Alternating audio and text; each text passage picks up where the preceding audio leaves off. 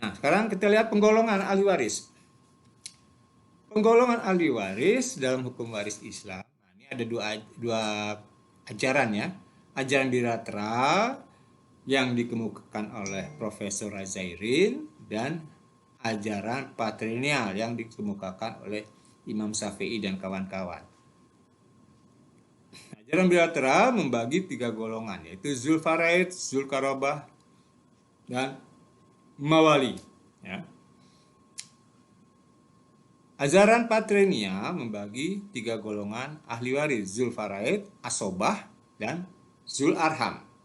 Ya, sementara hukum waris perdata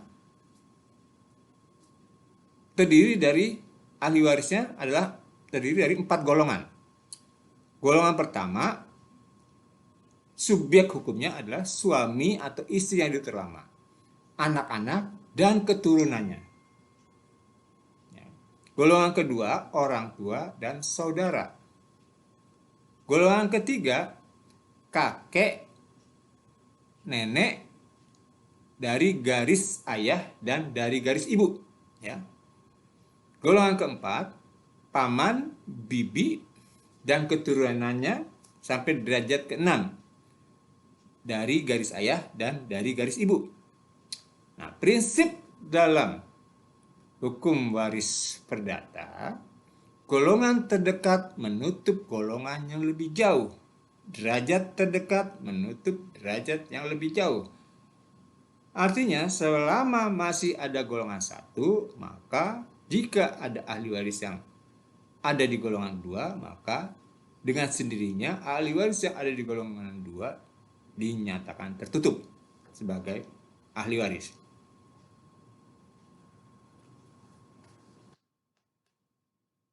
Ahli waris pengganti. Ya. Hukum waris Islam, ya, ahli waris pengganti ini bisa dijumpai pada Quran surat 4 ayat 33. Yaitu apa yang disebut dengan mawali.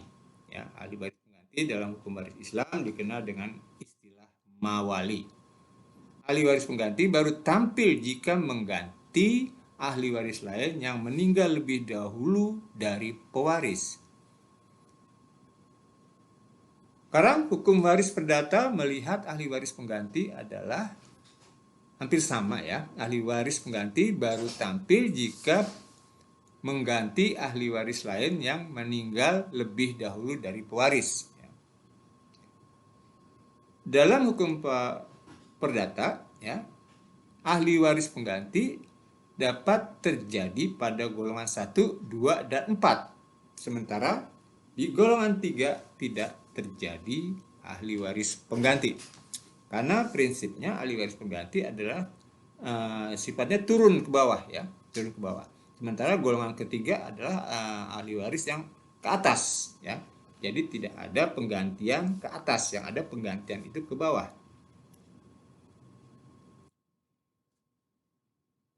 Sekarang kita lihat tentang perbandingan pembagian waris. Hukum waris Islam, pembagiannya ya sudah ditetapkan ya dalam Al-Qur'an, khususnya Quran surat 4 ayat 11, 12, 33 dan 176. Ya. Di situ ada ahli waris yang statusnya Zulfaraid, Zulkarobah atau Asobah ya, atau ada yang disebut mawali ya. Sudah ada bagiannya masing-masing. Berapa besar bagiannya masing-masing? Nah, itu sudah dinyatakan secara terperinci. Dalam hukum waris Islam, ya, di dalam keluarga inti misalnya, suami, istri, anak, orang tua dapat tampil bersama sebagai ahli waris. Ya. Jadi, ke samping, ke bawah, ke atas. Itu bisa tampil sebagai ahli waris ya.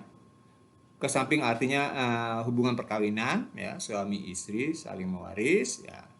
Anak adalah ke bawah, orang tua adalah ke atas. Bagian anak laki-laki dan perempuan besarnya 2:1. Saudara pewaris baru tampil sebagai ahli waris jika pewaris meninggal secara kalalah, tidak mempunyai keturunan. Ya. Status ahli waris jika statusnya adalah ahli waris zulfaraid, maka ada 3 hal yang bisa terjadi. Ya. Pertama, harta warisan tersebut habis terbagi. Yang kedua, setelah dibagikan kepada ahli waris zulfaraid, ternyata dijumlahkan masih ada sisa. Ya. Nah, sisa inilah digunakan dengan konsep rat, ya, atau ajaran rat. Yang ketiga, jika ahli waris zulfaraid telah dapat bagian masing-masing, kemudian dijumlahkan, ternyata jumlahnya melebihi dari 100%. Ya. Atau istilahnya mengalami ketekoran. Nah, ini dengan solusinya melalui konsep aul. Ya. Itu yang hukum waris Islam. Sekarang pembagian menurut hukum waris perdata bagaimana? Nah, dalam golongan 1, ya, keluarga inti itu, ya, yang berhak mewaris adalah suami, istri yang hidup terlama, ya, anak-anak, dan keturunan jika itu terjadi pewarisan pengganti. Ya. Pasalnya 852 dan pasal 852A.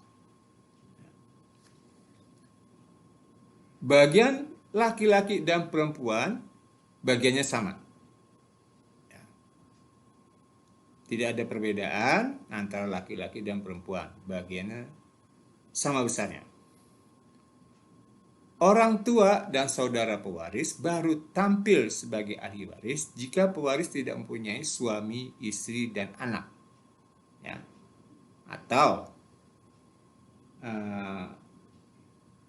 ahli waris yang tampil di sini adalah ahli waris golongan 2. Semua harta peninggalan habis terbagi. Artinya ketika para ahli waris mendapat bagian masing-masing, terus dijumlahkan semuanya, maka angkanya akan bulat. Ya, persentasenya akan bulat menjadi 100%. Ahli waris golongan 2 baru tampil jika ahli waris golongan 1 tidak ada. Ya. Begitu seterusnya, ya, golongan 3 baru dapat bagian jika ahli waris golongan 2 tidak ada. Golongan keempat juga baru bisa tampil sebagai ahli waris jika golongan 3 tidak ada. Ya.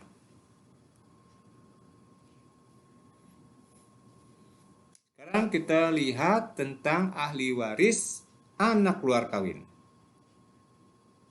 Ahli waris anak luar kawin dalam kompilasi hukum waris Islam bisa dijumpai pada pasal 186. Anak yang lahir di luar perkawinan hanya mempunyai hubungan saling mewaris dengan ibunya dan keluarga dari pihak ibunya. Sementara hukum waris perdata memandang anak luar kawin, ya, baru berhak mewaris jika ada penetapan dari pengadilan. Ya. Penetapan dari pengadilan sebagai anak luar kawin yang diakui sah. Anak luar kawin juga dapat mewaris bersama golongan 1, golongan 2, golongan 3, dan golongan 4. Ya. Dasar hukumnya bisa dilihat dalam pasal 863 Kitab Undang-Undang Hukum Perdata. Nah, ini juga yang hidup di masyarakat, ya, adanya anak angkat. Bagaimana hukum waris Islam dan hukum waris perdata melihat tentang anak angkat ini. Hukum waris Islam dilihat dari syarat-syarat pewarisan. Bahwasanya ahli waris adalah mereka yang mempunyai hubungan darah. Dan satu lagi, ahli waris juga bisa disebabkan karena hubungan perkawinan. Jadi ada hubungan darah satu sisi dan yang lainnya juga ada hubungan perkawinan. Ya. Dengan demikian, anak angkat tidak termasuk golongan ini, ya. Tidak termasuk hubungan darah dan tidak termasuk dalam hubungan perkawinan. Dengan demikian, anak angkat dalam hukum waris Islam adalah tidak berhak mewaris. Ya. Tidak berhak mewaris. Nah, bagaimana selanjutnya supaya dia juga dapat manfaat, ya, sebagai anak angkat tentunya, ya. Ya, solusinya bisa dilakukan melalui wasiat, ya. Tapi wasiat dalam waris Islam tetap harus diperhatikan, tidak boleh melebihi dari sepertiga. Ya. Sekarang hukum waris perdata bagaimana memandang soal anak angkat? Kitab Undang-Undang Hukum Perdata tidak ada mengatur tentang anak angkat. Ya.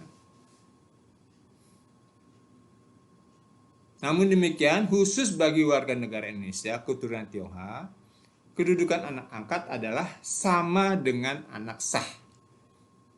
Ya, untuk itu dia berhak mewaris harta warisan orang tua.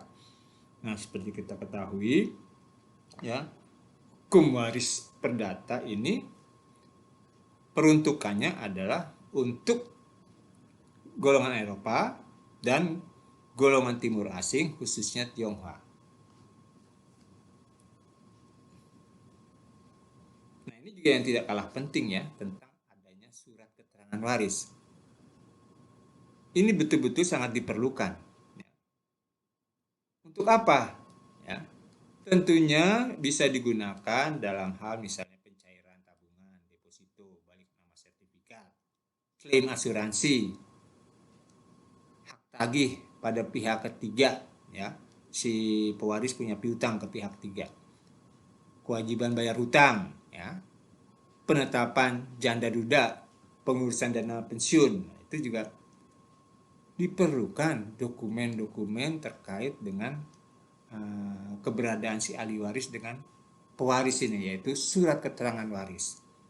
Tentunya sebelum surat keterangan waris juga harus dibuatkan surat kematiannya, ya, karena atas dasar surat kematian itulah akan dibuat surat keterangan waris. Dalam hukum waris Islam, surat keterangan waris ini dibuat dalam penetapan ahli waris, ya, bentuknya penetapan ahli waris yang diterbitkan oleh pengadilan agama. Sementara hukum waris perdata, surat keterangan waris dibuat dengan akte otentik oleh dan di hadapan notaris. Namun yang ada di masyarakat juga ada surat waris, ya, surat pernyataan waris tepatnya, surat pernyataan waris yang dibuat oleh para ahli waris, ya, tapi disetujui dan dikuatkan oleh lurah dan camat. Ini tetap masih berlaku, ya. Di BPN ini bisa buat balik nama, ya, dengan surat pernyataan waris dari ahli waris dengan dikuatkan dan disetujui oleh kelurahan dan camat. Sekarang yang terkait dengan waris, ya, atau yang terkait dengan si pewaris adalah wasiat. Ya. Hukum waris Islam sudah disampaikan sebelumnya. Hukum waris Islam membatasi wasiat maksimum sepertiga dari harta peninggalan pewaris. Wasiat tidak boleh dibuat untuk ahli waris yang sudah ditetapkan bagiannya dalam Al-Quran. Ya. Tuh. Nah, ini ada hadisnya, ya. Bawah silahkan. Pembatasan pertama disampaikan secara segera setelah Fathul Makkah, saat pertemuan Nabi dengan Sa'ad yang bertanya tentang kebolehannya mewasiat seluruh hartanya. Maka Nabi menjawab, wasiat tidak boleh lebih dari sepertiga harta warisan. Pembatasan yang kedua, Nabi menyampaikan pada saat haji wada bahwa tidak ada wasiat bagi ahli waris.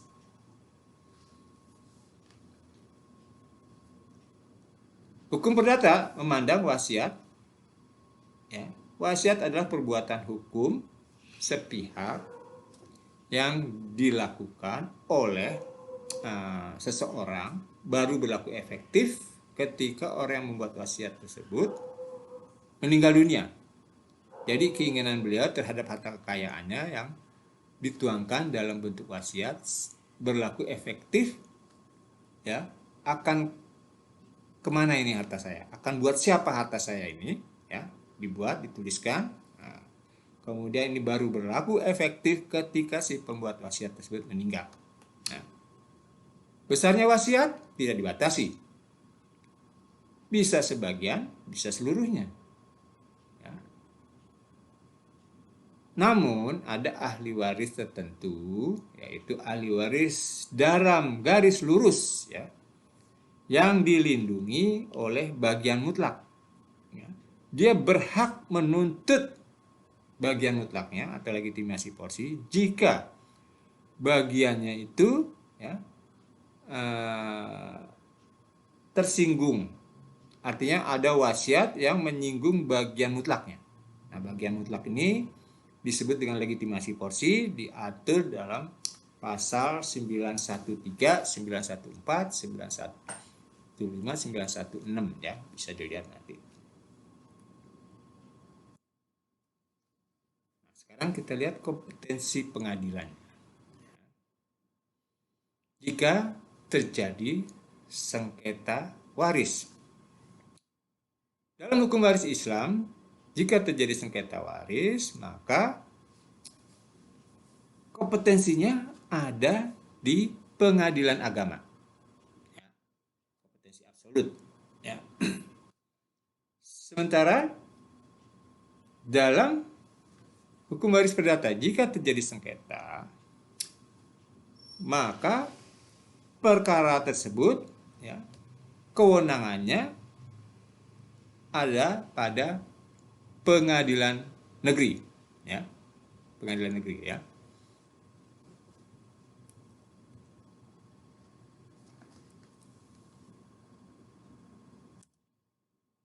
Demikian, semoga bermanfaat.